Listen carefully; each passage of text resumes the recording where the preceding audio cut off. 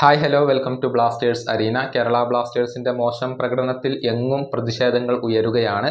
കേരള ബ്ലാസ്റ്റേഴ്സിന്റെ ആരാധക കൂട്ടായ്മയായ മഞ്ഞപ്പട തന്നെ ഇതിനു മുൻപ് ഒരുപാട് തവണ സ്റ്റേറ്റ്മെന്റുകൾ ഇറക്കി. അതിൽ മുഖം രക്ഷിക്കാൻ എന്നോണമാണ് പരിശീലകനായ മിഖേൽ സ്റ്റാറയെ പുറത്താക്കിയിട്ടുള്ളത്. പക്ഷേ ഇതുകൊണ്ടൊന്നും കേരള ബ്ലാസ്റ്റേഴ്സിന്റെ മാനേജ്മെന്റിന് നേരെയുള്ള വിമർശനങ്ങളും പ്രതിഷേധങ്ങളും ഇപ്പോൾ ഒഴിയുന്നില്ല.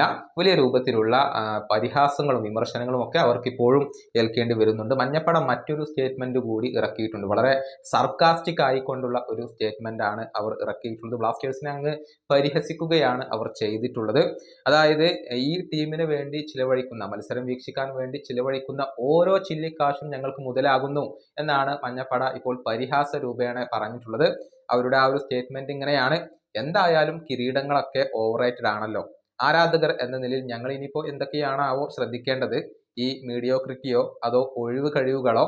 ടീമിന്റെ ഈ അവസ്ഥ കാണാൻ വേണ്ടി ഞങ്ങൾ കഠിനാധ്വാനം ചെയ്ത് ഉണ്ടാക്കിയ പണം ചിലവഴിക്കുന്നതിൽ വളരെയധികം ഹാപ്പിയാണ്. ഓരോ ചില്ലിക്കാശും ഞങ്ങൾക്ക് ശരിക്കും മുതലാകുന്നുണ്ട്. പരിശീലകനെ ബലിയാടാക്കിയത് ഒരു ചെറിയ ന്യായീകരണം മാത്രമാണ്. കണ്ണാടിയിൽ നോക്കിക്കൊണ്ട് സ്വന്തം പരാജയങ്ങളുടെ ഉത്തരവാദിത്തം നിങ്ങൾ ഇനി എന്നാണ് ഏറ്റെടുക്കുക? ഇനി നിങ്ങൾ വാഗ്ദാനം നൽകുന്നത് അവസാനിപ്പിക്കുക. ഇതാണ് മഞ്ഞപ്പടയുടെ സ്റ്റേറ്റ്മെന്റ്. കേരള ബ്ലാസ്റ്റേഴ്സിനെയും അതുപോലെ തന്നെ ഡയറക്ടറായ നിഖിലിനെയും ഒക്കെ അവർ അവിടെ മെൻഷൻ ചെയ്യുകയും ചെയ്തിട്ടുണ്ട്. ഏതായാലും ഓരോ ദിവസം കൂടുന്തോറും ഈ ഒരു പ്രതിഷേധങ്ങളുടെ എണ്ണം വർദ്ധിച്ചു വരികയാണ്. അതുകൊണ്ട് തന്നെ ബ്ലാസ്റ്റേഴ്സുമായി ബന്ധപ്പെട്ടുകൊണ്ട് ഒരുപാട് റൂമറുകൾ ഇപ്പോൾ പ്രചരിക്കുന്നുണ്ട്.